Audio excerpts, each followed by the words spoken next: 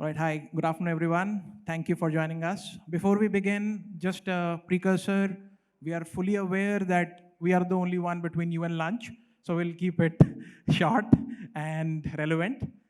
So, the panelists are all very diverse, and we were just having a chat before this panel. All of them have a 360-degree view, so hopefully this will be interesting.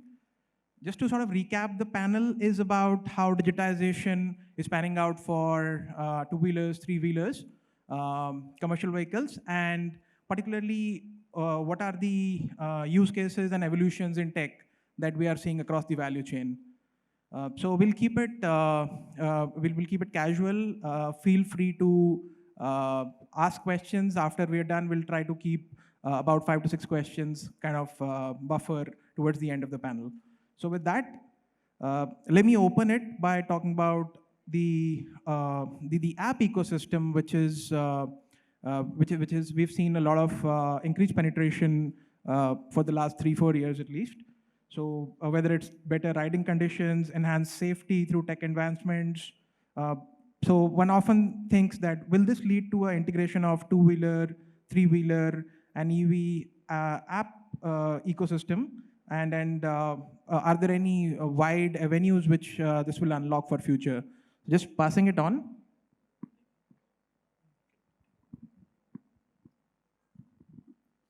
So, hi everyone, good afternoon. From a LSP point of view, if I have to talk about how tech is driving and how telematics is bringing about a change, uh, there are two key things which drives an ecosystem. So Porter, what it essentially does is it's a marketplace. It's an Uber for goods vehicles. So we carry everything from a 20 kg to maybe 2.5 ton, 3.5 ton on an on-demand basis. Technology has a key role to play. Telematics has a key role to play in a way that we are able to bridge a lot of inefficiencies in the system, inefficiencies in the market, and we are able to drive higher revenues for our driver partners, in fact, which means that they are able to monetize their asset better. 75% of our fleet comprises of owner-cum drivers, and they are the people who are the most resistant if they want to invest in a new technology, let's say EV. And if we are able to provide them with a short mean of monetizing their asset for a longer period of time, that essentially means that as OEMs and as customers, it's a win-win situation for both. So that is how we sort of drive technology out here. There are multiple ways. Hey, hi, I'm Purva. So I kind of take care of R&D at Euler, and I want to take a step back and try to give a holistic view of how exactly telematics plays a role for us. So everything that goes out from Euler, every vehicle that goes out of Euler is kind of pre-fitted with telematics solution. And from an R&D point of view, it is actually computer on wheels. So what changed from a conventional vehicle to an electric vehicle is that every component that goes inside an electric vehicle is ultimately data source for us. It's actually a time series data that we kind of accumulate at our cloud end, and it again triggers a lot of machine learning pipelines, deep neural network pipelines, and we kind of take out insights of what is happening on our vehicles. It answers a lot of foray of questions like what to build, and particularly what not to build, depending upon how exactly the data is coming in. And this is how we are kind of consuming telematics data. And this is how it is revolutionizing our ecosystems, our R&D ecosystems. And this kind of makes our decision matrix what to do next. Okay, so we all would have had a today morning a transportation. Some way or the other, we started with the first technology of an alarm by a clock. Second is by taking an Uber or a taxi to reach out here if we have traveled from some different distance. All this is happening through certain technologies, right, which we are adapting to, and we have to have the adoption for the conveniences. So technology brings in a convenience. All the electric, which is, as the startups have come up, they have mostly come up during the COVID era, right, if we look at their journey and all. So there was no other used case rather than building certain things which are very easy, operationally managed, wherein the travel, wherein the touch, all this is minimized. This is from a safety angle what we used to look at. But making it more of a monetized process is what made a business sense from there. And that is where the technology played the second sense. We all are using somewhere or the other the insurance, we are using certain things. All this data gets fed through a medical agencies, through the hospitals, everything is embedded somewhere. That is wherein the technologies had been with us and we have been using way here or there, we have been using. Now in EV, I don't think that's a question of relevance, but it's about how we make it much simplified and make a journey cycle for a consumer and the user very easy. That's, I would like to put it for now. Thank you. Very interesting indeed. Just bringing in Anandi here. Anandi, we were talking earlier about how integration of APIs and how the tech ecosystem, more of an open access for all, helps everyone. So just wanted to pick your thoughts on how it's panning out for you. Yeah, so I will build on actually both of the topics that we have discussed. I'll just touch upon briefly the previous topic. See, there are two primary use cases for EVs, B2C and B2B. When we talk about B2B, we are looking at from the OEM space or from a logistics partner space. And when we talk about B2C, we are going to look at it from an end consumer's perspective. Normally with an ICE engine, what happens is if you need fuel, you go to a petrol pump, you fill it in less than a minute and you're on your way. But for an EV, you have a charging cycle time, right? And you therefore have what we term as a range anxiety. So most customers would like to see their EVs as an extension of their mobile phone. Like you can see the bars of the charge on your mobile phone, you know how much more hours you're going to get out of it. Similar infrastructure is needed. That's where APIs, infrastructure, making sure that all the business use cases as well as customer use cases can be addressed. Safety is also one of the critical points. So we work with a lot of OEMs in the EV space, and they collect a tremendous volume of data, both from the battery pack as well as the other subsystems in the vehicle. Now that data goes back into their backend, processing elements, their AI ML pipelines, and those data points are used to achieve at least three important objectives. One, making sure that the vehicles are safe. Second, I'll borrow a term from software, it's called CI/CD, continuous improvement and continuous development. So their development cycles, their fault management cycles, their ability to identify fault in the vehicle and rectify that is tremendously increased. The velocity is unparalleled, if you ask us. Because now it's not just 1 or 2 or 10 or even 100 on-road vehicles that you are using in a test environment. It's all of your deployed base. If you have 20,000 vehicles, you have data from all the 20,000, 50,000, 100,000 vehicles. With that volume of data, it becomes significantly easier to pinpoint what is going wrong, where it is going wrong, and then to take remedial action. So I think from that perspective, building APIs which cater to end customers, for example, if you're a logistics partner, you would really like to understand, how much my vehicle is going to be able to drive further. If somebody, people expect that, okay, if it is in my warehouse, somebody will charge the vehicle. What if somebody forgot to do that? We've had use cases where people have used the APIs that we provide to understand if the vehicle was put on charging, because next morning when the delivery time comes, people are not ready, they forgot to charge.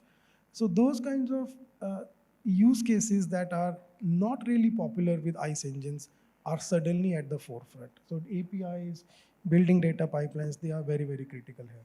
Sure, thank you.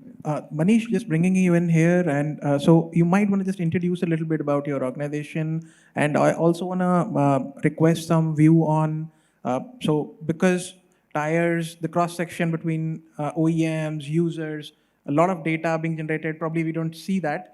So you might just want to educate us a little bit about what kind of use cases and how has tech really or data helped us. Sure. Hi, myself Manish. I represent Trill. Trill is basically working into the tire management and tire analytics software as well as sensor.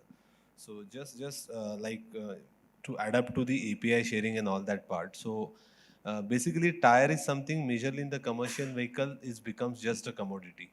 So once upon using it's gonna wear out. That's the whole concept that any trucker or any fleet owner carries out. But if you monitor the every parameter which is coming out of it very carefully, you can actually derive a pattern. Or you can actually derive an analytics which can help you in enhancing the usability of the tires, as well as enhancing the fuel economy of the vehicle. And also it helps into the, because the tire is the only part which touches to the ground and bears all the weight, load, everything or to the ground. So as per our observations, what we have seen is the impact goes all through to the mechanical joints, hub, everything.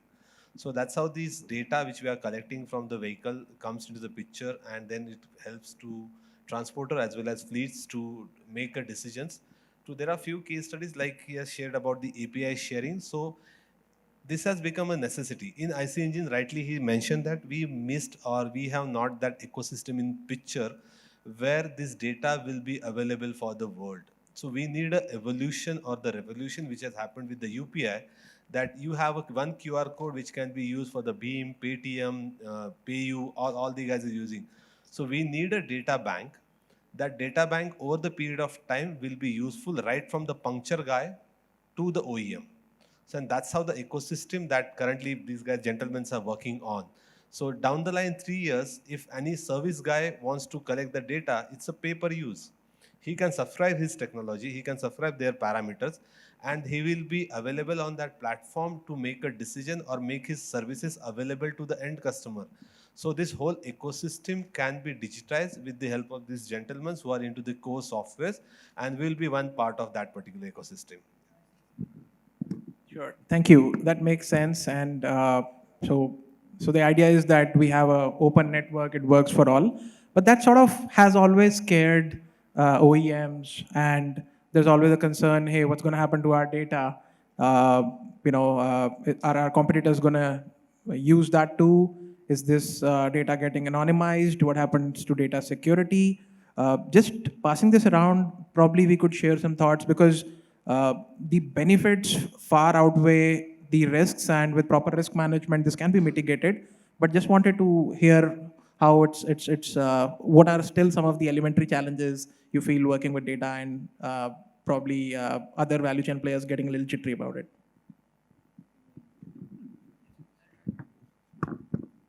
Hello. Hey, I believe that this is a fair question. So at Euler, we have this pyramid where we want to solve for customers first, and everything revolves around the customers. This is not an R&D project. It's ultimately a product that we want to sell.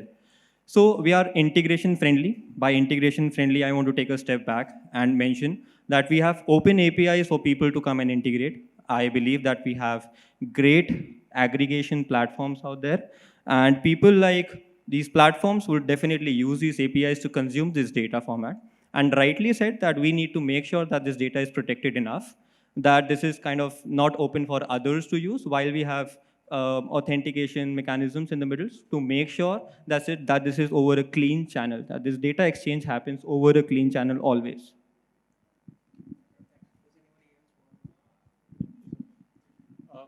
There are twofold applications of data at Porter, and primarily, people a lot of a lot in the market associate with us with logistics.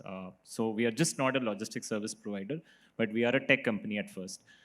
We are into logistics right now, but that does not mean that we cannot venture into other places where any kind of aggregation happens, whether it is supply aggregation or demand aggregation of sorts. And data comes to the forefront in that. We have, again, as Purvak mentioned, we are also customer first, and the customer first sentimentality comes from the fact not just because it's a word or it's a phrase. It comes from the fact that a lot of times customer involve data to efficient or maybe make their entire operations more efficient. Just a case study of sorts, we worked with a leading quick commerce company, again based out of Bangalore, as a lot of quick commerce companies are. And we have seen that using data and using the telemetry that we fix with every vehicle that are there with Porter, they were able to reduce their costs by almost 20%. And this is because we have been able to work with them together. We have been able to, for data protection of sorts, we have had NDAs with them. But then it is a free flow of information. It's information which builds more. Yeah. Sure. That's what Yeah, we could work makes with. sense. And in fact, in many dialogues and consultations with value chain players, this is a very common problem. Also to do with uh, who is the owner of data. So at OEMs, people have tried to set up chief digital officer organizations, and tech keys working, but that doesn't really work out for them. There are huge attrition challenges, and there's really not a very defined roadmap for techies. And so that's a very big challenge, and I think everyone has to sort of work together towards this. Just bringing you in, Manish, to take your views on this. So yeah, data security is definitely a concern, you can say, right from the individual to the organization. But on the other part, we need to again understand and digest that data security has become myth now. Like looking at that, even Donald Trump's account is not safe. So not going into that part deeper, but how exactly data is working out in our case. In JK Tire, we have a concept called truck wheel center. So in the truck wheel center, we have completely connected all these truck wheel centers digitally using some apps, some applications, background data connections, everything. So what these truck wheel centers basically do is they have a data exchange for different vehicles which will be coming towards them or have been serviced with them. So on this platform, we call it the JK Connect. We have close to 300,000 plus tires, and each and every parameter of that particular tire is available on that platform. And this data is completely kept open for these truck wheel centers as well as for the vehicle OEMs and so for the transporters. So what we are trying to do is bridge a gap of understanding, not the data. Because see, at the end, data meaning for me will be different, from him will be different, from some other guy will be different. So we are not trying to transfer the data, we are trying to transfer the understanding. So with that, it becomes a layman language, and the myth that this data is getting shared fades away. Because for transporter, what he wants gets converted in his language, and he's okay with that. That I understand these three parameters which are shared, and I'm okay with that. For OEM, we said that we are going to share only up to this data, particularly data points. So with that, OEM becomes safe, and they are okay with to sharing that data. So the whole point is the ecosystem which is revolving around the data has reached to the tires also, which was a black round thing still now also. So that has become a very a big leap, you can say. Telematics, OBD, being in the telematics for last 18 years. So we started with the SMS based tracking, where we used to have a Nokia 3315 with the hooked wires and SMS portal. So from that, we have seen the video telematics also. So this has become a really big revolution in the data exchange, you can say. Sure, thanks. So Manish, I'll just say something for you. So 10 years back, probably I worked on a product. I was a chief product head at that time for Volkswagen. So TPMS was very unheard of, right? I would say, which is very simple, called as tire pressure monitoring system, right? And this system really helps us from actually getting into a hazard of an accident. Because if we look at, there is a lot of ABS technology come in, there is a tire retardation technology which has come in, there is something called as alignment and balancing things which are there. But how far as an individual, as a driver would know? But so that to help him and secure him, these all technologies are important, which throw him an information by the way of the mechanism he understands. I think that is wherein the journey of last 10 years is now what probably the black round circle is talking about. So there's in EV also, I would say, though we have been in the industry for 20 years of automotive, but I would say I'm a big learner today because it's unknown, unmatured, unorganized, even though it has got a huge response from the government of India and the international acclaimed bodies. Yeah, completely agree. I think more. So I read somewhere, and I'm not sure if this is updated, but about 90% of the vehicles plying on the road run on incorrect tire pressure. It's a huge problem for not only the fuel economics but safety as well.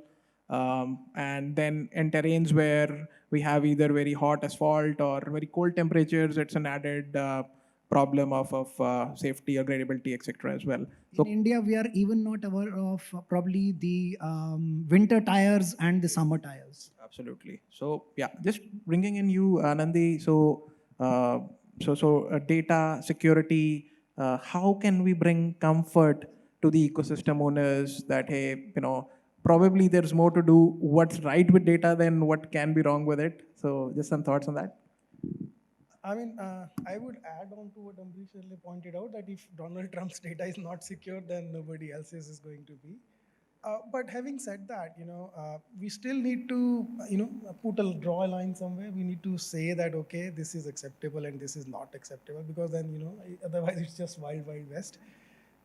The bigger challenge I see is that, we have to start clustering these problems into use cases. So for example, as a customer, if I am going somewhere for dinner, I don't want the world to know where I went for a dinner. But a driver who is out there on a commercial activity, for example, if a porter driver is out there delivering something, that data is privately owned by Porter, but essentially usable for many other use cases. So from that perspective, it's very important that we lay down groundwork, frameworks, and we do the groundwork now to make sure that people are sensitized towards data security. People are aware what to share. It's like, as we always tell a lot of our customers, it's like as good as your, banking OTP or banking password.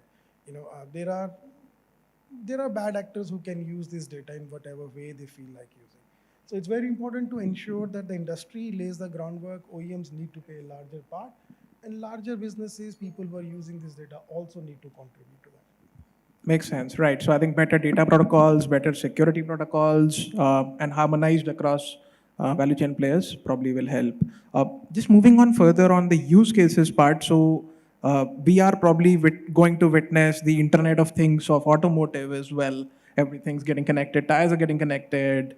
So with so much data, there's enough use cases also. Let's talk about what's going right. So about data use cases, probably I could just request all of you all to maybe talk about 1 or 2 star or flagship use cases that you have, and how's that benefiting the organization. Okay, at Mad About Wheels. So we started off a journey which is like risk management. Now everybody has been talking about the manufacturing side, the battery side, the swap side, every aspect of EV, which is also an anxiety at the one side. And I would say now today, it's far more better than what probably we had been previously 2 years back. And we are managing the risk since last 2 years. 2019 established we also went through COVID. We have worked by pin codes, okay, I would say. So on my data, I would say we're working at almost 270 pin codes today in the country. Now, when we look at this, largely many of the cities or the state, or maybe I would say the inner C level of state, I was even not aware of the name. I can't even pronounce many of them. But the level of detailing which happens through this whole database of Google location, which is very easy now. So we have mapped to that level for the dealerships, I would say, on behalf of OEMs, wherein the mapping for reaching out for a customer becomes easy because we all are using the Google Maps today. We are in any part of the city, it becomes more important, which is an unknown, or maybe even if the network data talks about that. So that is first part of it. We have given an identity to each of the individual coming on board at our end as a digital dealership, we call it. You Google digital dealership, you will find today something different, which earlier we never used to have. We used to go to a Just Dial and check. Thirdly, as I said, managing the risk, we have something which is not running on the website. It's called a secured technology. So there are also certain add-ons which have happened in this whole phase of era of digitization. And on that secured technology, we run data, which is not on Google. So this data helps the OEM to get security of the data sense, and the data is there for next 5 years period, which we are securing, say, in the extended warranty period, or the roadside assistance period, or the AMC period. You can talk about the services, you name any, I have it. And this all can be now integrated in a way that it becomes cross-functional for the OEM to do a lot of significant campaigns. where to do, which target to do, which segment to pick up, which model to pick up, which chases number and sequences to look at, what happened wrong, what happened well. We're not talking about consumer here. We're talking about the data wherein we can learn. I think today morning there was a panel which was talking about a lot of localization and stuff like that, and maybe the revolution coming around there.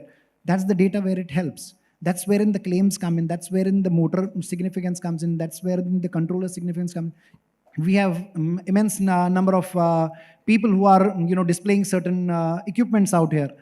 That's wherein the data will come from, and that's the data which can get replicated to change. I'm talking about the innovating to improve. So this is what probably at Mad About Wheels we do. We do a couple of more things, but I'll stick today to the discussion point, and that's hashtag madness for us. Thank you. Purvat, probably Thank you. one or two use cases which you think are I'm thinking of which one to mention. All right. So basically this data, like for example, Euler uses this data to find out where to put in charging stations. For example, whenever you park your vehicles, right, we have this algorithm to find out where are these clusters forming of these parked locations, parked vehicles. And next, what we do with that data is that we take that decision, hey, this group is big enough to take our next steps to park that charging station there, and to incentivize enough so that we have maximum PNL out of that charging station. That is one use case where we use this data. Next is, definitely I believe that we were chatting about dynamic insurance and how people drive green. So we have this factor of driving green internally as to how people are driving their vehicles. We have this vehicle profile, we have driver profiles. We keep on populating that data, we keep on updating those vectors for drivers, and we then take that decision that, hey, this driver has been driving really green for this long, and the next insurance that they can come, the premium that they have to pay might be a little lesser than what they have paid earlier. And this is how, maybe with matter of time that we have today, these are the two use cases that we believe that data kind of incentivizes us today.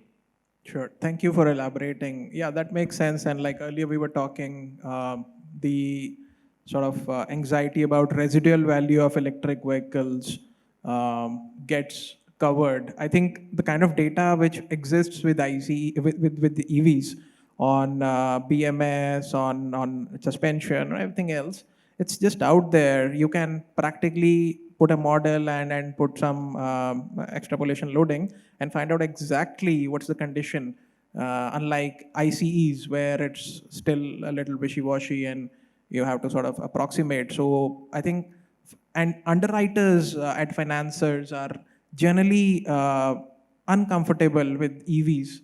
That's kind of a irony because there's so much data you can actually use to tell exactly how much of the juice is left. So yeah, thank you for elaborating. Over to you. I guess you're very right, and there is this thought in the market that something which is new has to be questioned a lot, and it's basically stems from the fact that people are a bit resistant to change. There are several or more use cases that are that can be done. The biggest contributor of data towards, for a company like Porter would be in terms of the geolocation. Every day, millions of points, millions of geotags are being stored with us. We are able to route the complete, the roads that are being taken by these vehicles. As Purvak also pointed out, that we are able to understand how a person is driving, at what speed, at what instance, was a certain route covered, and all those parameters. But one thing which I thought of, which stood out for me, in order to explain how we are able to use this data very effectively, again, in the in the customer point of view, is that we are able to give them some additional analytics in terms of how best and how strategically they can have their warehouse, knowing that they do a certain set of deliveries between point A, B, C, D, E within a city. It could be a middle mile movement, it could be even a last mile movement, but to a dedicated set of vendors or customers. And we can provide them the best possible way to set up their warehouse that can minimize logistic cost, but that's not the most important one here, but minimize time, because time is essentially something which everyone is chasing nowadays. So that is how I could see that we are leveraging data. From the financing point of view, you would have to appreciate the fact that the real consumers, at least in the commercial vehicle segment, are people who are not they don't have the credit. They don't. No one is able to provide them the credit, and they are people who are essentially not covered with institutes like CIBIL and all.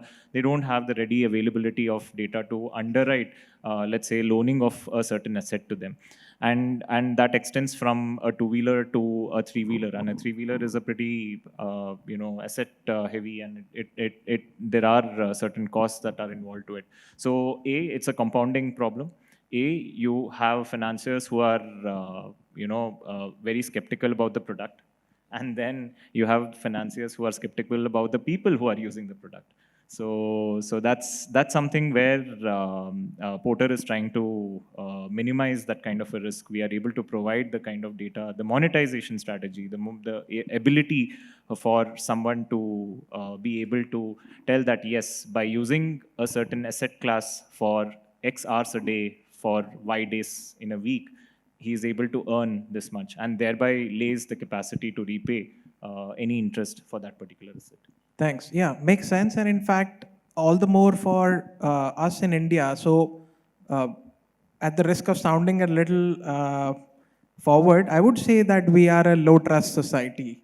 We believe, so in God we trust, others please bring data. So in that sense, even at filling stations, at gas stations, people who are filling fuel, we like to get out of our car and see, what's happening on the meter, and look at if we are getting a fair deal or not. And so I think especially on commercial vehicles, whether it's turnaround time or vehicle diagnostics, driver behavior, these use cases can help. Manish, just bringing you in here to talk about how at Trail, how this is panning out for you.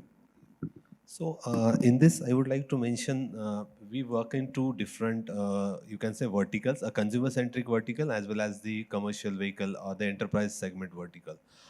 The good part in the consumer-centric vertical that I can say the outcome or the use case of our product is now people able to find out where is the right inflation pressure is mentioned in the vehicle. So now they know that they need to open the door on the panel, they can see the pressure, because they know that when the pressure is not properly inflated in the tires, they need to look for the right pressure value where I can get it. So that's the outcome or the advantage at least we are able to provide to the people, that now they know where to look for the right inflation pressure. Earlier it was like random, the puncture guy will say, fill it 34, fine, fill it 34. No one will look at the right inflation requirement. So now that's the advantage that we, at least we can say, we bringing in from the consumer market, you can say. And in enterprise, a use case predominantly that I would like to mention is now these transporters are making decisions based on this data, which is not there for the tires use case. So it's a simple use case is one of our customers were having this issue of the tire and the wheel failures. So monthly they were losing close to 500 wheels. When I say wheel, it's a rim. And 500 rims per transporter per month is a huge cost. And they were not able to understand what exactly happening. When they fitted this thing and they started monitoring, we are able to provide them complete analytics. They understood that heating of the tire, which is going up to 140 degrees of air temperature. When I say air temperature is 140 degrees, your sidewall is 160, your bead area, which touches to the rim, is close to 180, and your rim goes to 110 plus. So at that temperature, having an impact is huge, and they are using the rims. Now they started analyzing this data, and then the implementation that he has taken, which is a very positive step, and which is a, you can say, difficult step in the Indian part of the world, he started with the driver training. The normal case scenario would be the penalties and all that part. So what we understood is, instead of engine braking, when the vehicle is going towards the guard section, driver is using the manual braking. Then the cornering, speeding, braking, all this part they understood from the data, and then they implemented the 6 months driver training program where the GRM is this journey risk management, which will be explained to the driver before each trip. that they will be given a walkthrough that if they are traveling from Hosur to Kochi, there will be a section called Sultan Battery Ghat section. There will be a section called Mangalore Ghat section. So how to drive in those patches, how to operate your vehicle in those patches. These trainings will given to close to 1100 drivers. And the outcome is now the average temperature of that fleet was close to 140, 150. That has become 90 now. And the rim failure from 500 rims per month has become 45 rims per month. So that's a huge outcome or use case I can say, which is of solution. Brilliant, brilliant. And if we can save even one life through such an intervention, it's worth the initiative. Very true, very true. The safety, Sure. safety is something we are not able to yet promote that predominantly in the commercial market segment because the offering pyramid in the consumer segment starts with the top of the pyramid is safety, then comes the fuel economy because you're driving with 11 kilometer per hour or 12 kilometer per hour is not make change for the consumer market. But when I go to the commercial segment, the pyramid is upside down. It starts with the savings, it starts with the commercial benefit, and safety is at the bottom of the pyramid. And I'm not saying that they are not concerned, but it's not on the priority list. So brake jamming, tire bursting, this scenario we are able to successfully capture. But I would say that this has not yet been monetized properly, or you can say utilized properly by the transporters. They are basically focusing on the commercial benefits right now. Makes sense. Thank you. In fact, I just wanted to bring one more point up, is that for decades, auto industry has been trying to achieve standardization. Everyone goes to the same vendors, the design schools are same. As much as synergies in quotes can be achieved, that's good. Now that has led to standardization, and that has also led to commoditization. Meaning, if you line up all these commercial vehicles together, there's the differentiator is blurred, and therefore data and data use cases can be the differentiators. So Anandi, we were just talking about this earlier. Some of these use cases, so like a track and trail, whether it's driver behavior monitoring or geofencing, etc. What are some of these differentiators which you are seeing which help OEMs bring differentiated moat to their market? So at Track and Tell, we have potentially worked with pretty much all the use cases that are out there, whether it is usage-based insurance or driver data monitoring. Even insurance was one of the areas that we started with. Financing is another key aspect. In fact, we have customers who are based not only in India, but you can look at all of Southeast Asia, LATAM, Africa. These are really big markets where people are utilizing this data in a very, very regular basis. As people have pointed out, two-wheelers especially, and maybe even three-wheelers to a large extent, they are being bought by people who are essentially at the bottom of the pyramid, right? So if you go to not just India, you go to any place like Indonesia, Philippines, most countries in Africa, Nigeria, even South Africa for that matter, what you would see is that there is a massive default in payments. So from that perspective, using this kind of a technology which allows at least some kind of a repo, some kind of a repossession to take place, becomes a huge aspect for both the OEM and the financer. So it's like a synergetic relationship, right? Most OEMs have their own financing arms. They would like to be able to sell more vehicles. That is why they also offer preferential rates to their dealerships. And this technology allows the OEMs to, take a wider risk, I would say. They have a better risk appetite. They're able to, offer more competitive rates than the other providers. So that's one very big use case that we have seen. Other thing is obviously because we work with a lot of OEMs right from the R&D stage all the way to the customer, delivery. So what we have seen is that OEMs are able to leverage whatever data we collect, especially with EVs. As people pointed out, this is a very nascent area. IC engines have been around for hundreds of years now almost. EVs are in their present form very, very recent, and their volumes and their adoption rates are only taking up. And a lot of the technology that we are using was developed overseas, right, even today. So when we bring that technology back to India, our temperature gradients are not the same as the rest of the world, right? Our failure modes are not the same. People would say, if you go to a Western country and you say, this is rated for 4 people, you won't find 5 people in that car. But take any vehicle on road in India, you will easily find 6 people, right, if not 7. So our use cases, our way of treating our equipment or our vehicles, and the way that our weather and other factors impact, they are significantly different from rest of the world.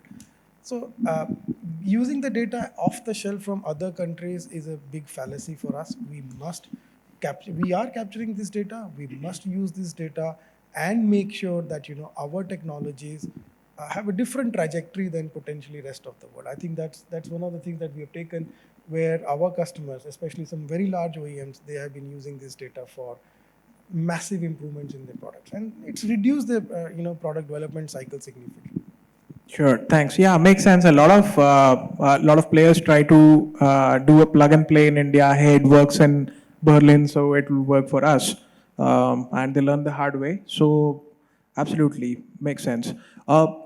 Moving on to the last topic, and then we can probably open it for the audiences for their questions and thoughts.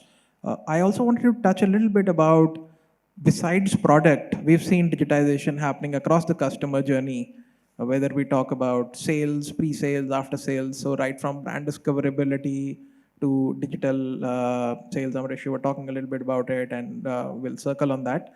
And then again on after sales, we have over-the-air updates. We have the vehicle diagnostics at the tip of user, and then at the after-sales teams, technicians also.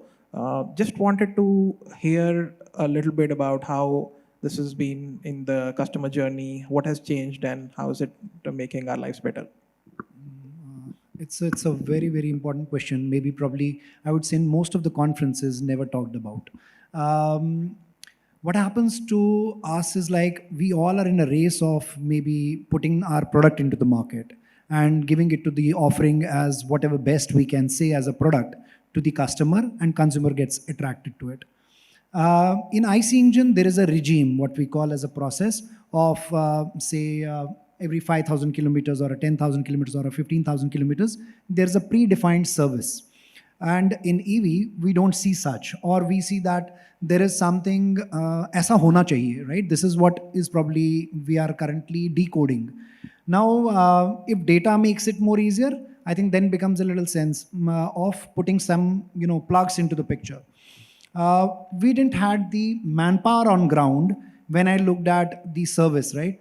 Rather, I would say a very different today. I think I met Altigreen owner also. They have put the store which has gotten workshop along. There are very few companies, I would say, in the initial phase who would have even thought of a service or a 3S facility within the showroom and the workshop area. Because EV was not even known. EV was said to be like, jaise mobile mein there is nothing required. EV would be not required anything. So functionally, that is wherein we brought some conclusion to it, that there has to be a process defined on interval check, I would call it. We'll not call it a service. We'll call it an interval check or an annual maintenance program, which talks about even from the smallest part of checking the wiring connections. Very simple, which can lead to a heat or a spark. There is also a diagnostic, which is also for the battery health check, which is equally important.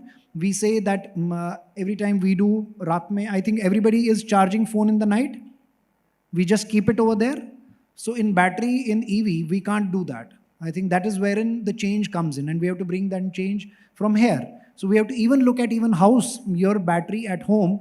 I would say, please don't charge. It's also a lithium-based product only. It heats up. And there have been incidents which have happened in past.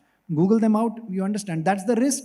What you carry at home in that small pocket is equally much bigger threat, which it looks at on the road and which is running, right? It's running, hitting the road, the conditions of the road, the climatic conditions, the demography we are, all that is there.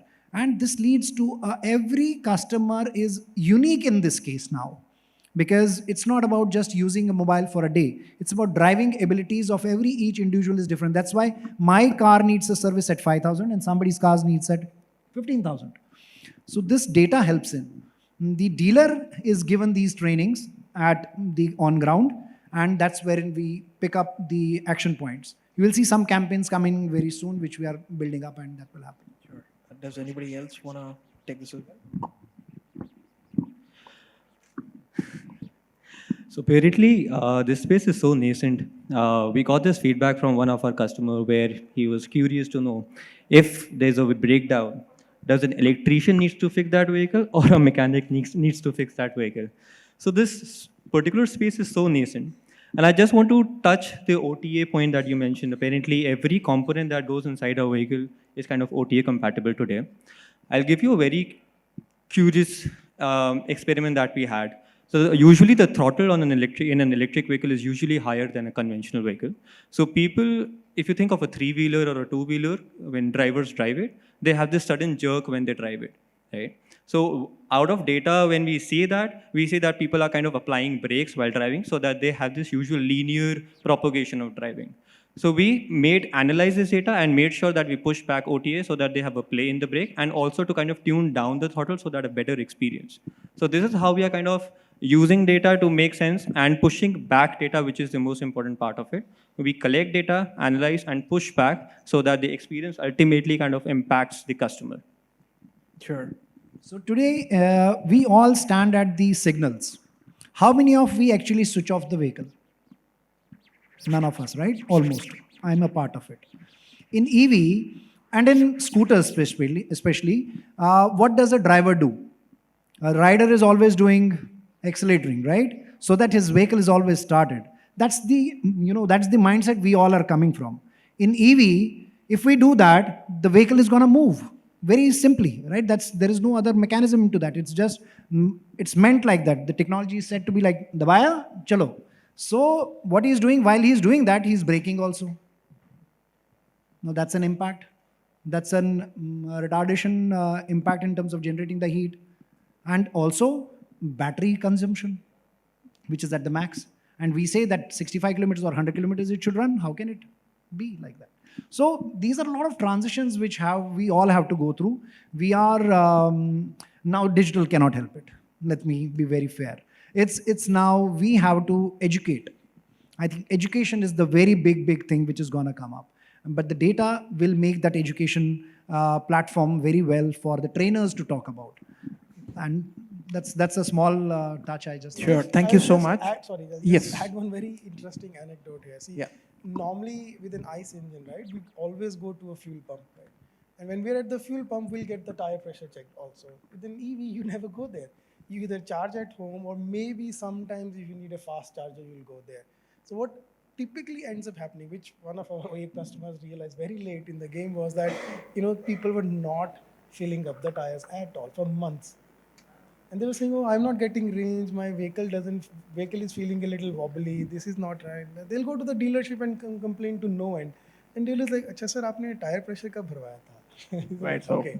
Does it need pressure? Right. Does it need to be filled? Yeah, probably an area for Manish. But gentlemen, thank you so much. I think time's up. So in the paucity of time, we will have to conclude this. Thank you so much for your valuable contributions and insight. Just opening it up in case anybody has any queries or thoughts for any of the panelists, please. I know this is lunch, so we will not try to extend it unless you do. All right. This question for gentleman from Trill, JK Tires. We've seen Indian trucks and all, a lot of trucks skidding and going and hitting, right? And making a panic everywhere. So we see a lot of accidents like that. Using data, can you able to judge that, okay, this is the type of road from the data, and you can say, okay, warn the driver, your speed has to be so much. Maybe connect the data so that he cannot accelerate over that. Is there any study is going to happen in that? So not exactly road surface kind of study, but using some of the Google APIs, we are able to identify the limit speed. So that one API gives us. And then we do have a data which we pre-process for that particular route. So like I said, one of our customer who is using this data for the driver training in GRM, so that GRM part contains the driver training for that particular route, which will contain which corner, which type of corner is there, what is the curvature angle, what kind of speed. So in that GRM training, we push this data which collected from the vehicle, from the road, from the route, and that will be utilized for that. Not exactly the surface kind of thing that we are doing, because surface is very, very unpredictable in our part of the world. Like even if you call it as a national highway, you will find like you can bury a scooter in that.